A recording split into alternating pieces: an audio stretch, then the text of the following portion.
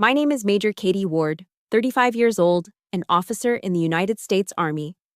Throughout my career, I've faced enemy fire, but no bullet ever felt as piercing or as painful as my father's words that night. In the middle of a high-end Boston steakhouse, he leaned back, let out a dry laugh loud enough to make the next table turn, and said, his voice hissing through his teeth, "Nobody here actually likes you, Katie. You're an embarrassment in that uniform." My sister Jessica just smirked, a cruel little twist of her lips, while my mother, she just silently bowed her head, cutting into her filet mignon with the kind of focus you'd give to the most important task in the world. They thought my silence was defeat. They had no idea that in my head, a combat order had just been issued. Before I tell you about the first move in my operation, and why a week later my father was screaming into my voicemail calling me a grateful traitor, let me know where you're watching from. Hit that like button and subscribe if you believe family should be your safe harbor, not your first battlefield. The silence in my apartment near Fort Belvoir, Virginia, was a comfort I'd come to rely on. It was a clean, orderly silence, the kind that follows a successfully completed mission. My last video conference call, a tense briefing that had stretched into the late afternoon, was finally over. I stood in my kitchen, the disciplined lines of the countertops clear and uncluttered, and poured myself a tall glass of iced tea. The clinking of the ice cubes against the glass was the only sound as I walked to the window, looking out over a landscape of manicured suburban peace that always felt a world away from the dust and chaos I knew overseas. This was my debriefing room, my personal sanctuary. That's when my phone rang, shattering the quiet. The caller ID read, "Mom." I took a breath, a conscious effort to lower my defenses, to let a little bit of hope in. "Hi, Mom," I said, trying to keep my voice light. "Katie, honey, I have the most wonderful news." Her voice was high and bright, a little too bright, like a light bulb flickering under too much voltage. "Jessica's getting married. Can you believe it? My little girl."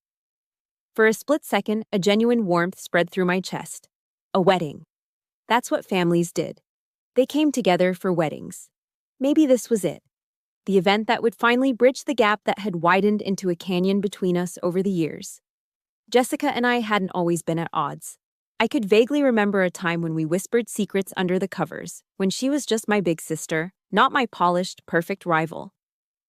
"Wow, Mom, that's great news," I managed, the flicker of hope growing a little stronger. "When's the big day?" "This spring. It's all happening so fast, you know how Jessica is. We'll get an invitation out to you soon, of course." She said it so casually, as if my attendance was a simple logistical detail, like booking the caterer. Still, I allowed myself to hope. I allowed myself to imagine standing beside my sister, dressed in a soft, flowing bridesmaid dress, a world away from my crisp dress blues. I allowed myself to feel for just a moment like a daughter and a sister, not just an officer. A few days later, the invitation arrived. It was exactly what I'd expected from Jessica. Thick, cream-colored cardstock with elegant, swirling calligraphy. It felt heavy in my hands, substantial, official. But when I slid the inner card from the envelope, the weight in my hands turned to a block of ice in my stomach. My breath hitched.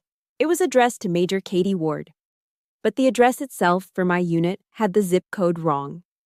A small detail, but it screamed of a carelessness so profound it felt intentional. Then I read the enclosed card. It wasn't a request to be her maid of honor, a role I'd foolishly, childishly, always assumed would be mine. It was a list of assignments. My name was listed next to 2 duties: gift table management and guest parking coordination. Below, in my sister's perfect, looping handwriting, was a small note scrawled in blue ink. "You're used to telling people what to do, right? Figured you'd be a huge help." The air left my lungs in a painful rush. This wasn't an oversight. This wasn't a mistake made in the chaos of wedding planning. This was a message, calculated and delivered with surgical precision. I wasn't family. I was personnel. I was a resource to be deployed. The uniform they resented was now being repurposed to direct their friends' luxury sedans into parking spots. The insult was so absolute, so breathtakingly cruel, that for a long moment I could do nothing but stare at the card. The beautiful, hateful words blurring in front of my eyes. My first call was to my mother. I needed to hear her say it was a misunderstanding, a stupid joke, anything. She answered on the third ring, her voice already laced with a familiar weariness. I explained what the invitation said, my own voice tight and controlled, a soldier reporting enemy contact. There was a long, heavy sigh on the other end of the line. "Oh, Katie," she said, and her tone was filled not with shock or anger on my behalf, but with a tired, familiar blame. "Don't make a big deal out of this. Jessica is just so stressed. She just thought you could lend a hand. You know, with your personality. You're not exactly a bridesmaid dress kind of person, are you?" Her weak excuse, the implicit judgment of who I was, hurt more than Jessica's open contempt. She wasn't defending me, she was managing me. She was blaming me for having the audacity to be wounded. In her world, my pain was an inconvenience to Jessica's perfect wedding narrative. The silence that followed her words was a confirmation of everything I feared. She was a passive accomplice. She saw the wound, and instead of helping, she told me to stop bleeding on the carpet. I ended the call without another word. The hurt, white hot and sharp just moments before, began to cool, crystallizing into something hard and clear. Resolve. I was done. Done begging for scraps of affection from their table. Done accepting the bit parts they assigned me in the story of their perfect family. I would not be defined by their small-minded roles. No, I would do something bigger. I would make one last, grand gesture. I would invite them to a lavish dinner, give them a gift so extravagant they couldn't refuse it, and force them, for once, to see me. Not the uniform, not the convenient problem solver, but me. "I will make them listen," I said to the empty, silent room. But as I began to plan, a cold question echoed in the back of my mind. Why did I think this time would be any different? What made this insult the final straw, after a lifetime of smaller, sharper cuts? Before I tell you what happened at that dinner in Boston, you need to understand the battles I'd already lost, long before I ever put on a uniform. The wedding invitation wasn't a singular act of cruelty. It was the culmination of a lifetime of them. It was another pin pushed into a map of my life that was already crowded with painful landmarks. To understand the cold resolve that settled in my heart that day, you have to understand the terrain of my past, the geography of my family's particular brand of indifference. The first major landmark was erected when I was 16. I remember the smell of gunpowder clinging to my clothes and the satisfying weight of the state marksmanship trophy in my arms. It was a gleaming, gold-plated cup on a marble base, and my heart pounded with a bright, clean pride I'd never felt before. I had worked for this. Every weekend, every afternoon I could spare, I was at the range, practicing my breathing, my focus, my stance. I had earned this. That night at dinner, I carefully placed the trophy in the center of the dining table where it caught the light. I waited. Finally, my father glanced at it, a brief, dismissive flick of his eyes. Then he turned his full attention to my sister, a senior that year. "So, Jessica," he said, leaning forward with a sudden, vibrant interest that was a punch to my gut, "tell me about the speech for your student council president campaign." And just like that, I vanished. The rest of the meal became the Jessica show. They dissected her campaign strategy, her opponent's weaknesses, the teachers she had successfully charmed. The trophy sat between the salt and pepper shakers like a foreign object, an unwanted guest. At one point, Jessica caught my eye and smirked. "Who are you planning on shooting with that thing, Katie?" she asked. My father chuckled. The pride I'd felt just an hour earlier curdled into a familiar, hot shame. After dinner, I quietly carried the heavy trophy up to my room. I didn't put it on my bookshelf or my dresser. I slid it under my bed into the dusty darkness, hiding a piece of myself right along with it. It felt less like a victory and more like evidence of a crime, the crime of being different. A few years later, another landmark. My first Thanksgiving home from West Point. I was a plebe, raw and exhausted, but filled with a fierce sense of accomplishment. I had survived Beast Barracks. I was part of something built on honor and sacrifice. I wore my dress gray uniform to the family gathering. the high collar stiff against my neck, a tangible symbol of everything I had endured. I was proud. We were all gathered around the enormous table, the scent of roast turkey and sage stuffing hanging in the air. One of my uncles, a kind man, turned to me. "So, Katie, what's it really like at the academy? Must be tough." I opened my mouth to share the stories of camaraderie, the grueling marches, the weight of history you feel walking across the plain. But before I could form a sentence, my father cut me off with a dismissive wave. "Oh, come on, let's not talk about that dreary business," he said with a forced laugh that set my teeth on edge.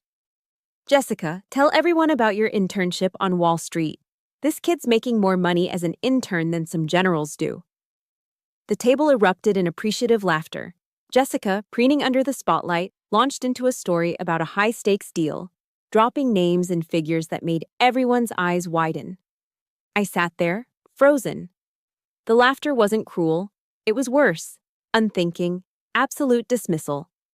In that moment, my uniform, my symbol of honor, felt like a ridiculous Halloween costume. It represented a world so foreign and uninteresting to them that it was better left undiscussed. I spent the rest of the dinner silently pushing mashed potatoes around my plate, feeling the crushing loneliness that only a crowded room of your own family can create. But the most painful memory, the one that truly defined the rift, came after my first tour in Afghanistan. I came home with a new limp from a shrapnel wound and a Bronze Star medal with a V for valor. I'd earned it pulling 2 of my men out of the line of fire during an ambush. I didn't feel like a hero. I just felt lucky to be alive. But the medal, it meant something. It was validation from the only family that had ever truly seen me, the Army. I showed it to my father one evening. He was in the living room, flipping through a glossy real estate magazine. He took the medal from its velvet box and turned it over in his hands. He held a piece of my soul, a testament to the worst and best day of my life, and he examined it like he was inspecting a piece of fruit at the grocery store. "Well, that's nice," he said, his voice flat, utterly devoid of emotion. "But can it buy you a house in this neighborhood? Jessica just closed on a gorgeous place over in Windsor Farms." He placed the medal down on the coffee table. It made a small, dry, metallic sound as it touched the wood, landing right next to the magazine cover advertising multi-million-dollar properties. He didn't just dismiss my courage, he assigned it a monetary value and found it wanting. He laid down my sacrifice and placed a price tag on it. And it wasn't enough. But amidst those bleak, gray memories, there was one point of light. My grandfather, William, a World War II vet. A quiet, stoic man who smelled of Old Spice and saw things other people missed. He was the one who first took me to a shooting range. He didn't fill the air with chatter. He just stood behind me, his hand gently correcting my stance, his voice a low rumble. I remember the first time I hit a bullseye. I looked back at him, expecting loud praise. He didn't offer any. He just nodded slowly, a rare, small smile touching the corners of his mouth. "See," he said, his voice full of quiet satisfaction. "You've got it." Steadiness. That one word, steadiness, became my anchor. It was the only validation I ever needed, and the only one I ever truly got from my blood relatives. He saw my difference not as a flaw, but as a strength. If you've ever had that one person in your life who saw the real you when no one else did, please hit the like button and in the comments, just type the word steadiness, so I know I'm not alone. As I stood in my apartment years later, the cruel wedding invitation still in my hand, I walked to my dresser and opened a small wooden box. Inside, resting on blue velvet, was the Bronze Star. I picked it up, its weight familiar in my palm. My grandfather had seen my steadiness. My father had seen a trinket. Tonight, in Boston, I decided I would give them something they couldn't put a price on, something they couldn't ignore. I would give them a piece of my world, a piece of my honor, and they would be forced to finally, truly, see me. I chose the Capitol Grill in Boston for a reason. It was my father's language. The dark mahogany walls, the hushed clinking of heavy silverware, the scent of aged beef and expensive Cabernet. It was a cathedral dedicated to the God he worshipped. Success. I thought, foolishly, that if I met them on their turf, spoke their language, they might finally listen. I arrived early, my heart hammering against my ribs with a nervous rhythm that felt foreign in my own body. I smoothed down my simple black dress for the 10th time, a useless gesture to calm the storm inside me. I was a major in the U.S. Army. I had led troops under fire. But sitting here, waiting for my family, I felt like a raw recruit on her first day. They arrived in a wave of expensive perfume and casual entitlement. Jessica's eyes scanned the opulent dining room with a practiced, judgmental gaze, while my father gave a curt nod of approval, as if he were inspecting a property. The tension was immediate, a physical presence at the table, sitting right beside me. We made it through the small talk, the brittle questions about my job, and the glowing reports of Jessica's fiancé's latest business triumph. We ordered our food. Filet mignon for them, of course, the most expensive cuts. Then, the moment came. My hands felt slick as I reached into my purse and pulled out 3 thick, cream-colored envelopes. I placed them on the starched white tablecloth. "I wanted to give you all a gift," I said, my voice steadier than I felt. "For the wedding, and just because." My mother looked hesitant, but Jessica snatched hers up immediately. She tore it open with an impatient flick of her wrist, her eyes scanning the contents. Inside were first-class plane tickets to France and a detailed itinerary for a private, guided tour of the Normandy American Cemetery and the D-Day landing beaches. I held my breath. "I wanted to share a part of my world with you," I explained softly. "A place that means a lot to people like me." Jessica looked up from the itinerary, and a slow, cruel smirk spread across her perfectly lipsticked mouth. "Normandy? Seriously, Katie?" she said, her voice dripping with disdain. "Are you still trying to recruit us into your little army fan club? Who on earth wants to spend their vacation looking at a bunch of sandy beaches and graveyards?" She tossed the tickets onto the table as if they were trash, the thick cardstock scattering beside the breadbasket. Then came the sound that shattered everything. My father let out a dry, rattling laugh. It wasn't a sound of amusement, it was a sound of contempt, cold and sharp. He leaned back in his leather chair, the movement slow and deliberate, and fixed his eyes on me. He raised his voice just enough for the couple at the adjacent table to stop their conversation and glance over. "Nobody here actually likes you, Katie," he said, each word a perfectly aimed shot. "You're an embarrassment in that uniform." The world went silent. The clinking of silverware, the low hum of conversation. It all faded away into a deafening roar in my ears. Each word was a bullet, and they had all found their mark. I turned my head, a desperate, last-ditch appeal, toward my mother. I was searching for a flicker of defense, a denial, a hand on my arm, anything. But she offered nothing. Her eyes were locked on the plate in front of her. Her perfectly manicured hands, holding a steak knife and fork, were trembling slightly.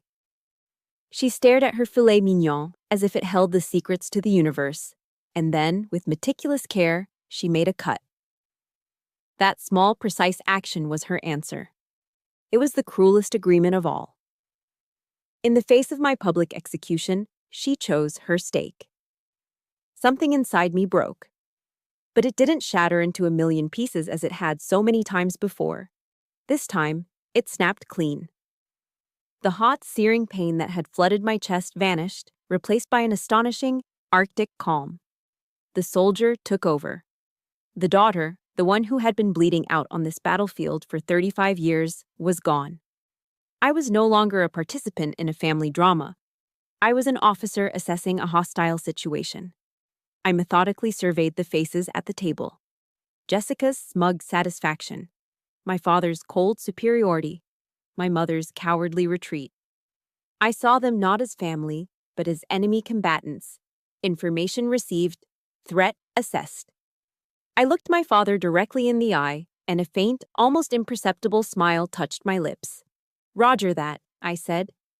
My voice was even, clear, and completely devoid of emotion. It was the voice I used on the radio to acknowledge a direct order. Then I stood up. I placed my cloth napkin neatly on the table, turned, and walked away. I didn't look back. My footsteps were steady on the plush carpet, my back ramrod straight. I could feel their stunned silence behind me, a weapon that had finally lost its power. As I pushed through the heavy doors and stepped into the cool Boston night, my phone buzzed in my hand. It was a text from Jessica. I glanced at the screen. "Good luck finding anyone else to admire your medals." I stopped on the sidewalk. The text wasn't an insult, it was targeting data.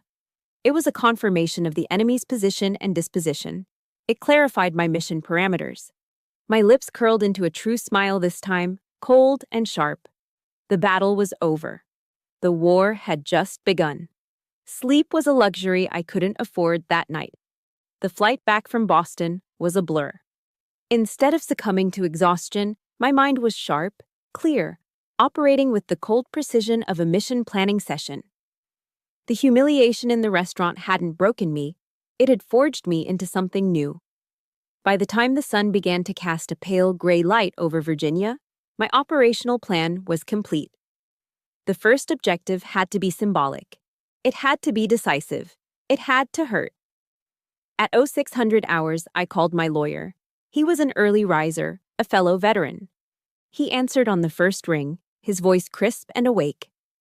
"Sell the house in Richmond," I said, my voice devoid of any hesitation. There was no preamble, no explanation. It was an order. "Katie," he asked, a note of surprise in his voice, "the house your grandfather left you? Are you sure?" "Positive," I said. "Liquidate it as quickly as possible." That house wasn't just property. It was the ancestral home, the sacred ground my father always preached about, the physical manifestation of our family's legacy. To him, it was a status symbol, a cornerstone of his identity in the community.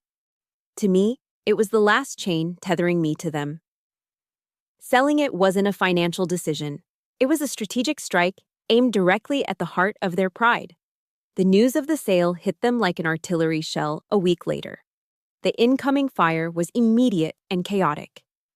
My father left a string of voicemails, his voice escalating from disbelief to pure, sputtering rage. "You ungrateful traitor!" he screamed in one message, his voice cracking. "You've destroyed this family's history." Jessica sent a barrage of texts filled with venom and profanity, which I read with detached curiosity before deleting them one by one. I listened to none of the voicemails in their entirety. I simply swiped them away. The noise was irrelevant. Then, one afternoon, my mother appeared on my doorstep. She looked smaller than I remembered, her eyes puffy and red-rimmed. She had driven 2 hours to stand here, a last-ditch effort at emotional warfare. "Katie, why would you do this?" she pleaded, her voice trembling. "We're your family." I looked at her, at the woman who had chosen her stake over her daughter, and I felt nothing. The well of emotion I'd once desperately drawn from for her was dry. "A family wouldn't have done what you did that night," I said, my voice calm and level. "You sat there. You were silent." I didn't raise my voice. I didn't cry. I simply stated a fact, an after-action report. Her face crumpled, not in understanding, but in the frustrated agony of someone whose usual tactics have suddenly failed. I gave a small final nod and gently closed the door. The clean, solid click of the lock felt like the end of an era. But even a soldier needs allies. The weight of the campaign I had just launched was beginning to settle on me, and I knew I couldn't wage this war alone. I called the one person I trusted without reservation, my fiancé, Mark. He was a captain in the JAG Corps, the Army's legal arm. His mind was as sharp as a bayonet, and his loyalty was absolute. We met at Gadsby's Tavern in Old Town Alexandria. The place was steeped in history, its dark wood walls and uneven floors having witnessed conversations with George Washington himself. It felt appropriate, a place of strategy and revolution. As we sat in a quiet corner booth, I laid out the entire situation for him, from the wedding invitation to the voicemails on my phone. Mark listened. He just listened, his eyes never leaving my face. He didn't interrupt. He didn't offer platitudes or tell me it would all be okay. He let me deploy the entire ugly story without judgment. He treated my testimony with the respect a lawyer gives to a crucial witness. When I finally finished, the silence that followed wasn't awkward. It was analytical. He took a slow sip of his beer. He wasn't just my fiancé in that moment. He was my strategic advisor. He saw the battlefield exactly as I did. "I understand," he said, his voice low and firm. "They crossed a line, a big one. It's time to fortify your defenses and prepare for a counteroffensive." This was the language I understood. This was the support I needed. Not pity, but a plan. Not sympathy, but solidarity. He reached across the table and refilled my glass from the pitcher of beer we were sharing. He paused, his eyes narrowing slightly in thought. "I remember you told me once you'd set up a family support fund," he said, his tone shifting from comforting to tactical. "From your savings and combat pay. You put Jessica in charge of managing it, right?" I nodded, a cold feeling beginning to creep up my spine. "Yeah, I set it up years ago, in case my parents needed anything as they got older. Jessica has her MBA, so it seemed logical." Mark leaned forward, his voice dropping even lower. "Logical, maybe, but wise? Not so sure. Her lifestyle has been extravagant lately, even for a finance person." "My legal opinion?" He looked at me, his gaze sharp and focused. "It's time for a full financial reconnaissance mission into that fund. We need intelligence." The word hung in the air between us. Intelligence. It wasn't a suggestion born of anger or revenge. It wasn't a petty move. It was a sound, strategic military objective. Mark wasn't just offering a shoulder to cry on. He was offering me a weapon, crafted from his own expertise. For the first time since that horrible dinner in Boston, I didn't feel like I was just defending. With Mark by my side, I was about to go on the attack. Mark's financial reconnaissance mission was executed with the meticulous precision of a military operation. He didn't just look into it himself. He insisted on hiring an independent forensic accountant, a third-party expert, to ensure every finding was objective and legally irrefutable. "No room for error, no room for doubt," he'd said. "We need clean intelligence." A few weeks later, I was sitting in his home office late at night. The air was thick with tension, the only light coming from a single desk lamp that cast long shadows across the room. Stacks of bank statements, spreadsheets, and legal documents covered every available surface. It felt like a command center in the hours before a major offensive. Mark sat opposite me, his expression grim. He slid a highlighted document across the desk. "Here it is," he said, his voice low and even. The point of entry, it started small. A few $100s here and there. Then the withdrawals got bigger, bolder. The truth, laid out in the cold, hard language of numbers and dates, was far worse than anything I could have imagined. This wasn't a case of my sister borrowing some money and being too proud to ask. This wasn't a bad investment or a desperate gamble to keep a business afloat. This was systematic, calculated embezzlement. The forensic accountant's report was devastatingly clear.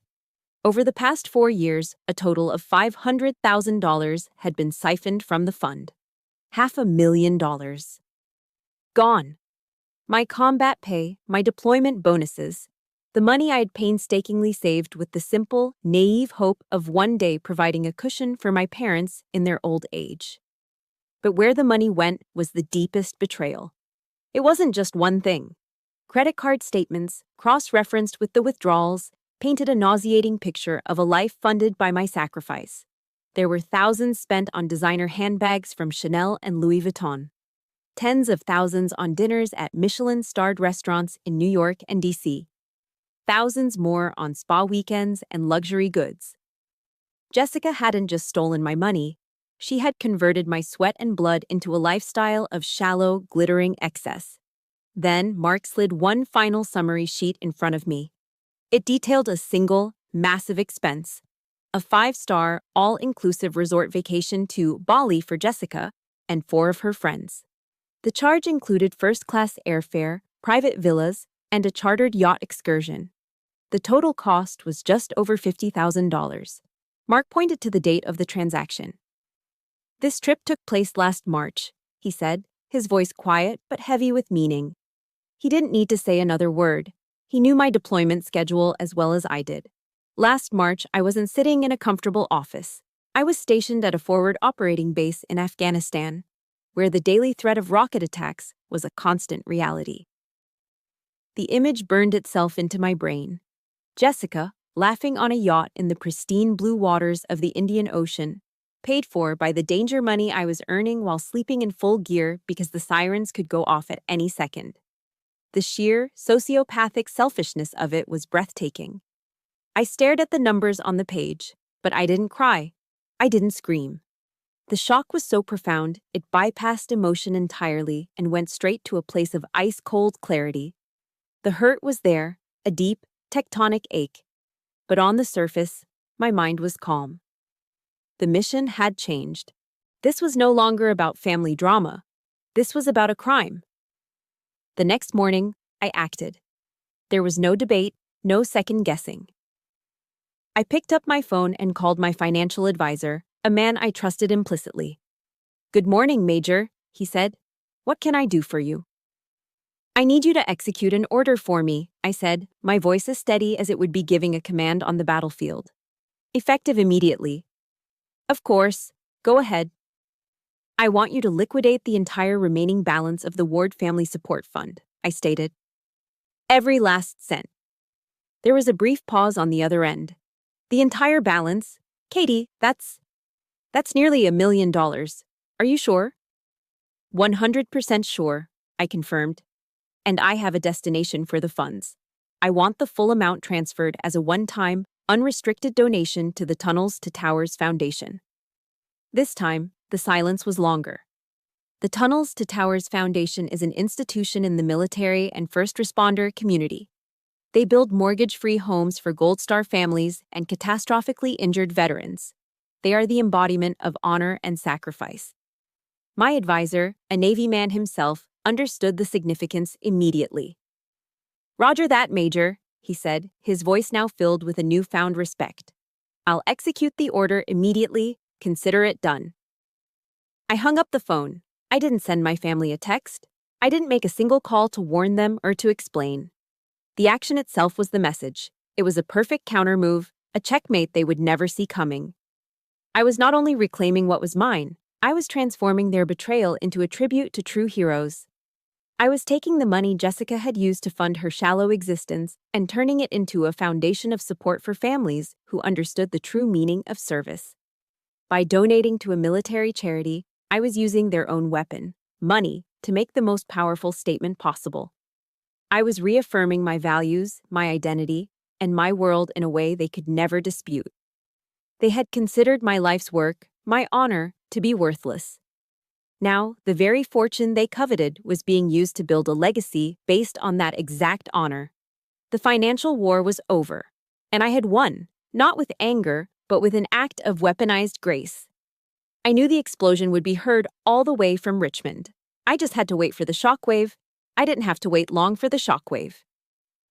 The consequences of my family's actions began to unfold, not because of anything more I did, but because of the unshakable physics of cause and effect. I simply stood back and watched as the world they had built on arrogance and deceit began to crumble under its own weight. The first tremor was the lawsuit. Deprived of the financial river that had been flowing from my accounts, my father became unhinged. Fueled by wounded pride and sheer desperation, he filed a frivolous lawsuit against me. The claim was as absurd as it was insulting. He alleged that my grandfather's will was invalid, that I had exerted undue emotional influence on an old man to steal the family home. It was a pathetic, last-ditch attempt to regain control. The legal battle was a farce. At the preliminary hearing, which I did not attend, my lawyer simply presented the facts. He laid out the ironclad, notarized will and a sworn affidavit from my grandfather's estate planner confirming his clear and sound intentions. The judge, an experienced man who had seen his share of bitter family disputes, was not amused.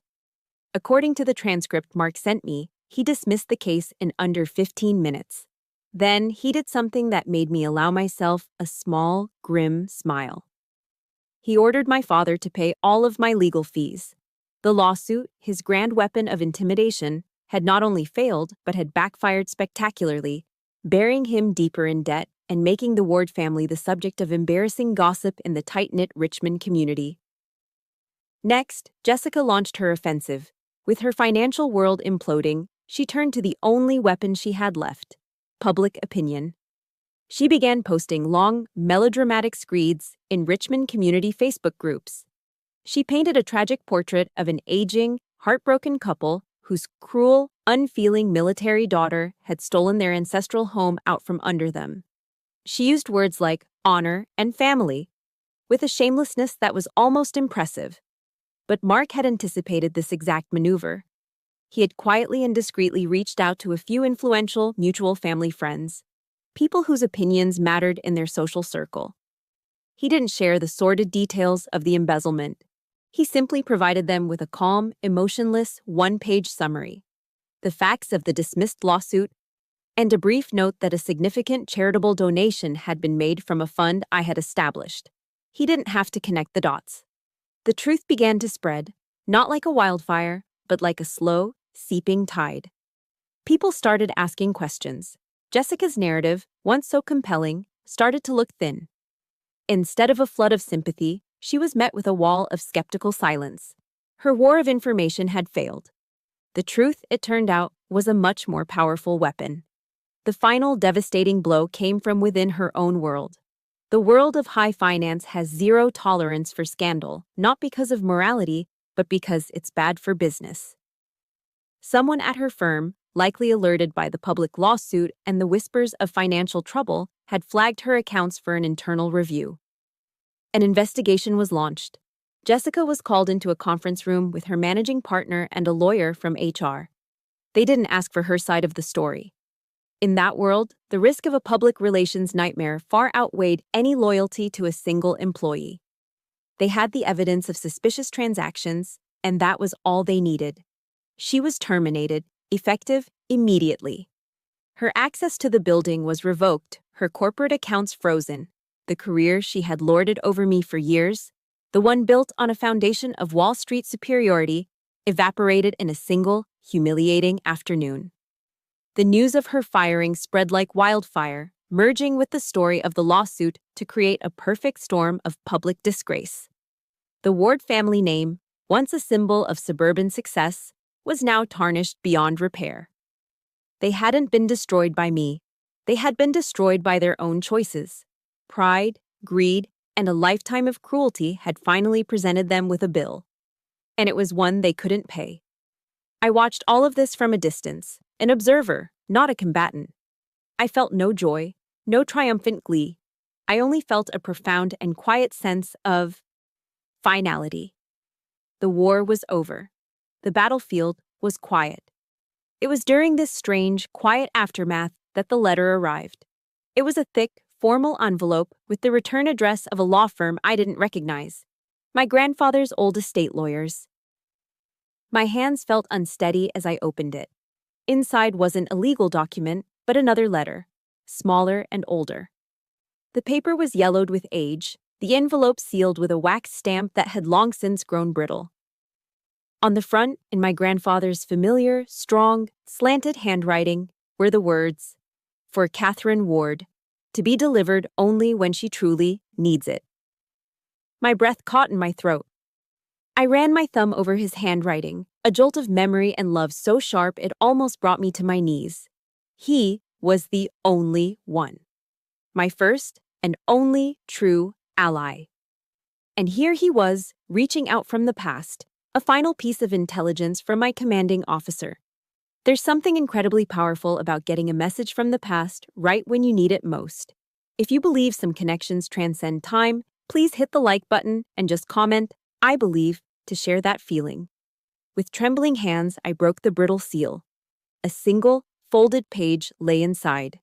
It was his voice, his wisdom, his final orders, and I knew, with absolute certainty, that whatever it said would be the thing to guide me through the peace that was to come. I sat alone in the quiet of my living room, the old, yellowed envelope resting in my hands. It felt weightless and immensely heavy at the same time. The air around me seemed to still, charged with the gravity of this final message from the past. I could smell the faint, dry scent of old paper and time itself. The wax seal, bearing my grandfather's initial, W, was cracked and fragile. With a thumb that trembled ever so slightly, I broke it. The sound was a soft crackle, a whisper from a bygone era. Inside was a single sheet of stationery, folded once. I unfolded it carefully, my fingers tracing the strong, slanted handwriting of an old soldier. As I began to read, the world outside my apartment window, the traffic, the distant sirens, the hum of the city, all of it faded away. Time itself seemed to stop. "My dearest Katie," it began, "if you are reading this, it means life has tested you in a way I always feared it might. It likely means that the people you were supposed to count on have let you down. I am sorry for that. I saw the seeds of it in your father, even when he was a boy. He's a good man in many ways, but he is blinded by the world's definition of success. He doesn't see your strength, he only sees your difference. Do not ever make the mistake of seeing it that way yourself. Your difference, Katie, is your greatest strength." My breath hitched. He had seen it. All those years, all those lonely dinners and dismissed achievements, he had seen it all. He hadn't just been a quiet old man in the corner, he had been an observer, a silent witness to my private war. He went on to write about his own time in the war, not about the battles, but about the quiet moments in between. He wrote about the unshakable bond between soldiers, a loyalty forged in fire that civilians could never truly understand. He wrote about honor, not as something you display for parades, but as what you do when no one is watching, when the only person you have to answer to is the one in the mirror. "I remember taking you fishing on the James River when you were just a little girl," the letter continued. "And a wave of memory so sharp and sweet washed over me that it almost took my breath away. I could almost feel the humid Virginia air, the gentle rocking of the small boat. You got your line tangled in a submerged log, and you were trying so hard to pull it free, your face all scrunched up with determination. You were ready to fight that log all day. I told you then what I will tell you now. Life is like fishing, kiddo. Sometimes you have to cut the line to save the boat. Some things and some people are not worth sinking over. You have to know when to let go." The words resonated in the quiet room, a perfect, crystalline truth. He was giving me permission. Permission to cut the line. Permission to save my boat. But it was the final paragraph that finally broke through the wall of composure I had spent a lifetime building. "They will likely never understand you, Katie. And that's okay. You do not need their permission to be great. Honor is not something that is given to you by others. It is something you build within yourself every single day with every choice you make. This house I left you is not just bricks and mortar. It is your freedom. It is a foundation. Use it to build a life of your own making, on your own terms. Never ever let anyone extinguish that fire inside you." A single, hot tear fell from my eye and landed on the page, blurring the ink of his final words. And then another followed, and another. For the first time in years, Major Katie Ward wept. But these were not the tears of grief or pain that I had swallowed for so long. They were tears of pure, absolute release. It was the feeling of a soldier, lost behind enemy lines for years, finally hearing a friendly voice on the radio. It was the feeling of coming home. The crushing weight I had carried on my shoulders for my entire life, the desperate, exhausting need for my father's approval, for my family's acceptance, it simply lifted. It dissolved into nothingness, washed away by the words of a man who had seen me, truly seen me, all along. The letter was a new compass. It reoriented my entire world. I realized my struggle was no longer about them. That war was over. The ceasefire had been called. My new mission was not to fight against my family, but to fight for something far more important, for my own future, and for his legacy. The validation I had so desperately craved from a father who couldn't give it had been there all along, a priceless inheritance from a man who had been a truer father to my spirit than my own had ever been. I folded the letter with reverence, holding it to my chest. A profound peace settled over me, a quiet strength that felt more real and permanent than any medal I'd ever earned. The battlefield had shifted. It was no longer about tearing down the old world that had hurt me. It was about building a new one. And I knew exactly what my first step had to be. My grandfather's letter had ended the war, but I soon realized that winning a war and healing from it are two entirely different missions. The external enemies had been neutralized, but an internal insurgency remained.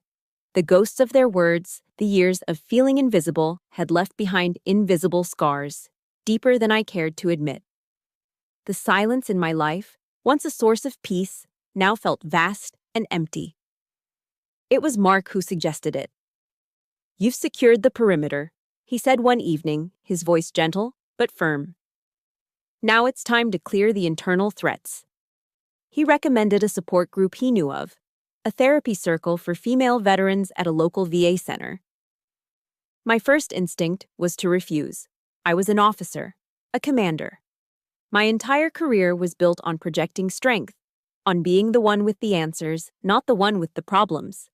Sharing weaknesses in a circle of strangers felt like a surrender. But then I remembered a book I'd been reading by the researcher Brené Brown, Daring Greatly. She wrote that vulnerability wasn't weakness, but our most accurate measure of courage. Walking into that room felt more daunting than walking into a combat zone. I went. I sat with my back straight, my hands clasped tightly in my lap, observing the other women with a commander's detached assessment. There was a former Air Force pilot, a Marine Corps logistics chief, a Navy nurse. We were all so different, yet I could see the same guardedness in their eyes that I felt in my own. For the first 2 sessions, I said nothing. I just listened. Then, in the third week, a young Marine, barely 25, began to speak. She talked about returning from her deployment with severe PTSD and how her family told her to just get over it, because she was making everyone uncomfortable. She spoke of the loneliness, of feeling like a ghost in her own home. As she talked, something inside me cracked. A single tear traced a path down my cheek, then another. Soon, I was crying silently, the kind of deep, shuddering sobs I hadn't allowed myself since I was a child. For the first time, in a sterile room in a government building, surrounded by strangers, I felt completely and utterly understood. That was the beginning of my true healing. While I was rebuilding my emotional defenses, Mark was helping me rebuild my financial ones. We sat down with a new financial planner and piece by piece constructed a fortress. We established irrevocable trusts, diversified my investments, and created a detailed estate plan. It wasn't about the money. It was a symbolic act of taking absolute control of my future.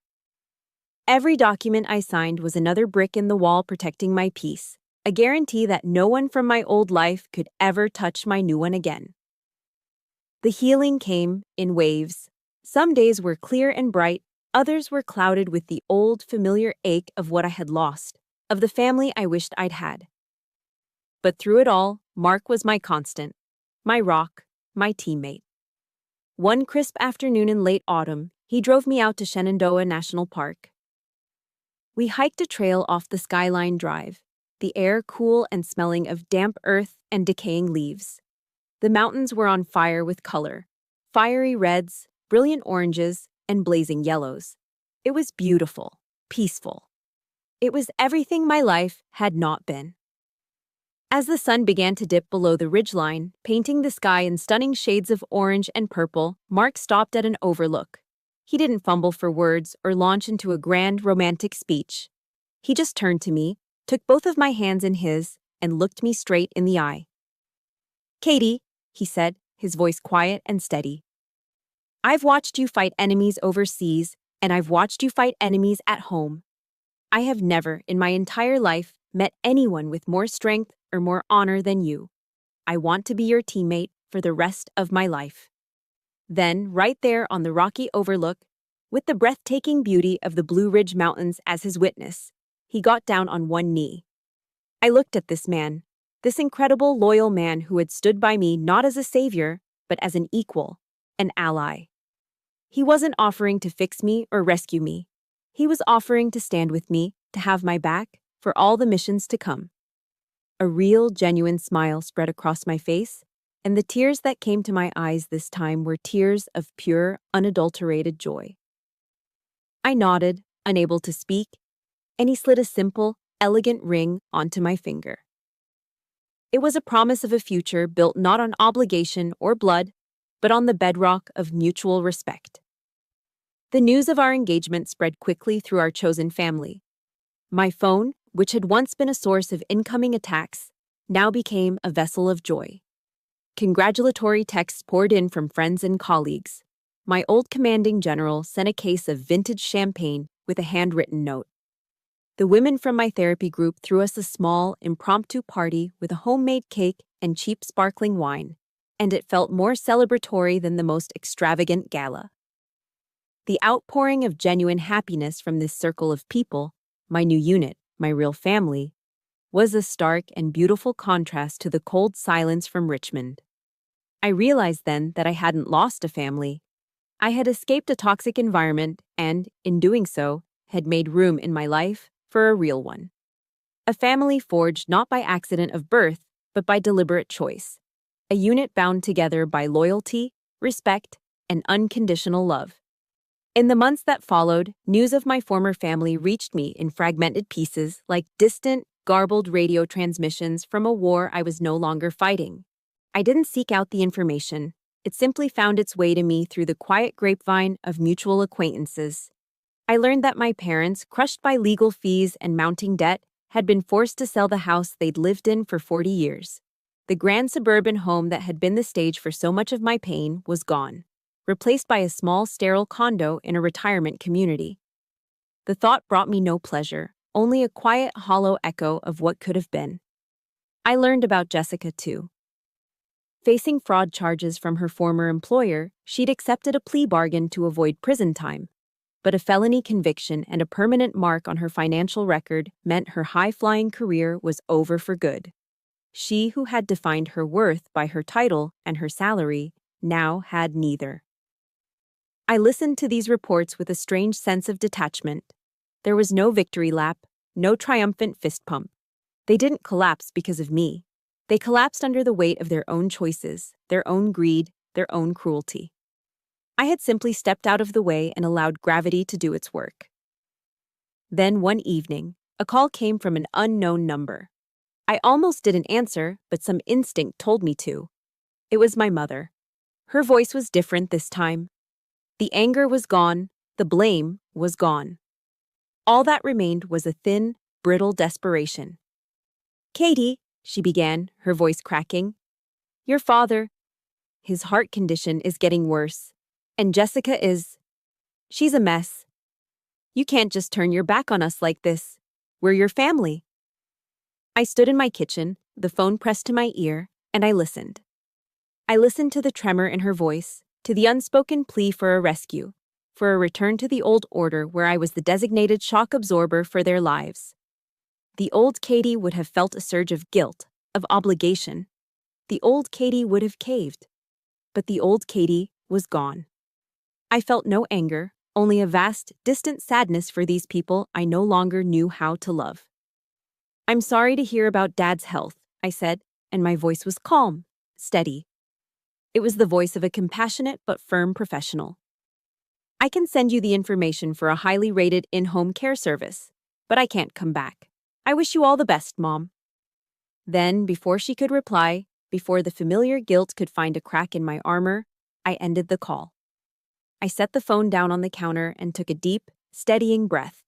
The final boundary had been drawn. The line had been cut. The contrast between their world and mine was never starker than on my wedding day. Mark and I were married at the Marine Corps Memorial Chapel in Quantico, Virginia. It wasn't a lavish affair. The chapel itself, with its soaring wooden arches and stained glass windows depicting scenes of courage and sacrifice, was all the decoration we needed. The pews weren't filled with distant relatives and my parents' business associates. They were filled with our comrades, our friends, the women from my therapy group, the people who had stood with us in the trenches of our lives.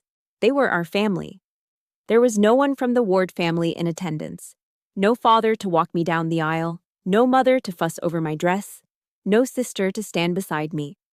And as I stood at the altar, holding Mark's hand, I looked out at the faces of the people who truly saw me, who celebrated me, and I felt not a single pang of absence. On the contrary, I felt an overwhelming sense of presence. I felt completely, utterly whole. The space wasn't empty, it was filled with genuine love. Later, in the car on the way to the small, joyful reception we were having at a local tavern, Mark squeezed my hand. "You okay?" he asked, his eyes full of a gentle understanding.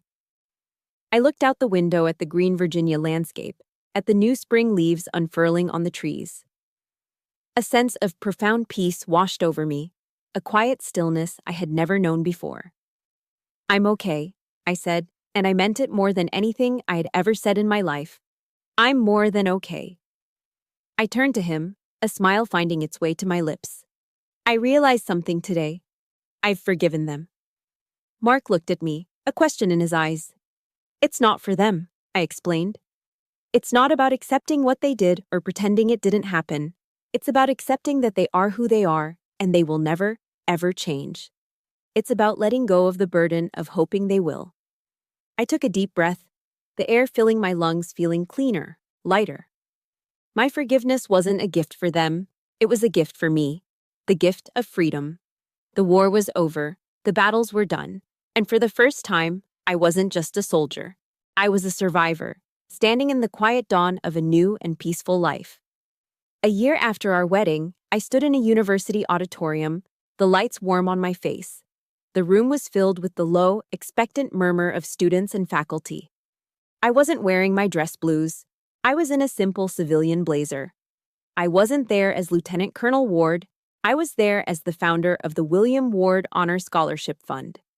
Using the proceeds from the sale of my grandfather's house and a significant portion of my own assets, I had created a foundation, a nonprofit with a singular mission: to provide scholarships for young women pursuing careers in the military or public service. I had taken the foundation my grandfather gave me, his house, his freedom, and used it to build a new one. I had transformed a symbol of my pain into a source of someone else's hope. On the stage, the inaugural recipient of the scholarship was finishing her speech.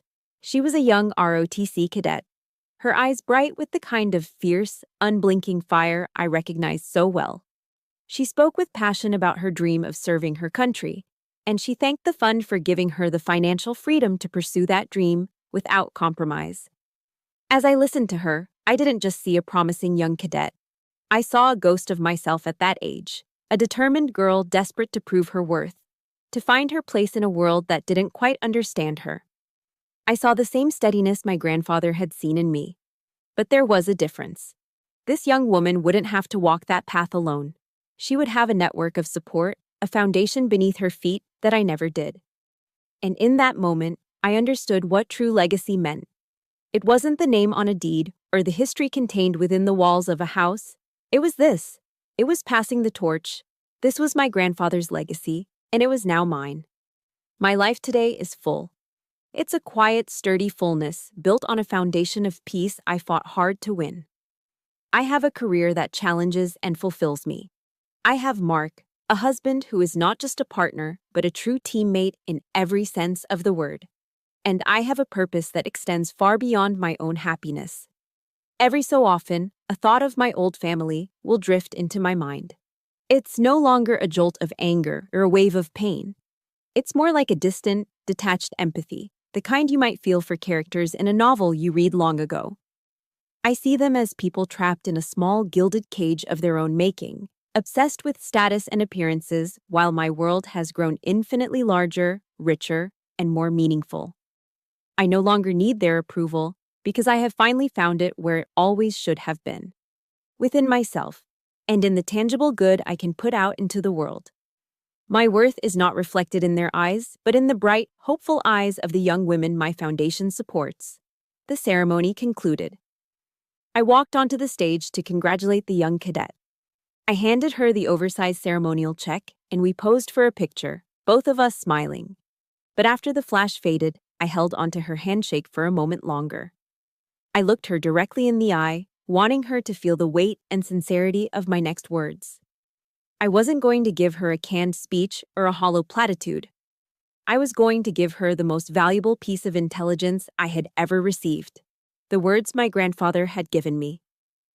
Never, ever let anyone extinguish that fire inside you, I said, my voice quiet but firm.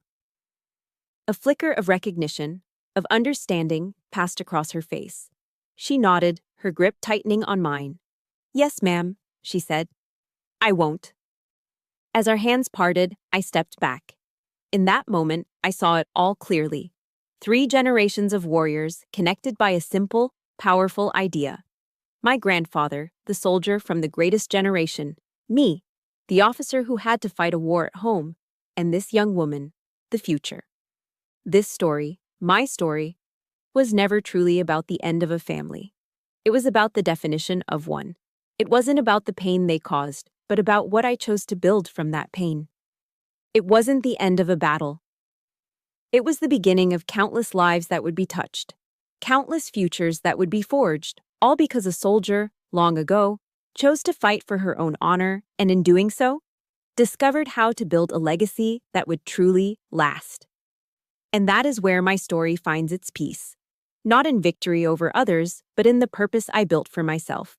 This journey taught me a vital lesson. Our true legacy isn't defined by the family we were born into, but by the one we choose to build and the honor we create every single day. If this story resonated with you and you want to be part of a community that believes in the power of turning pain into purpose, please hit the like button and subscribe to the channel. Your support helps us bring more journeys of strength and resilience to light. And remember, your story is yours to write. Protect that fire.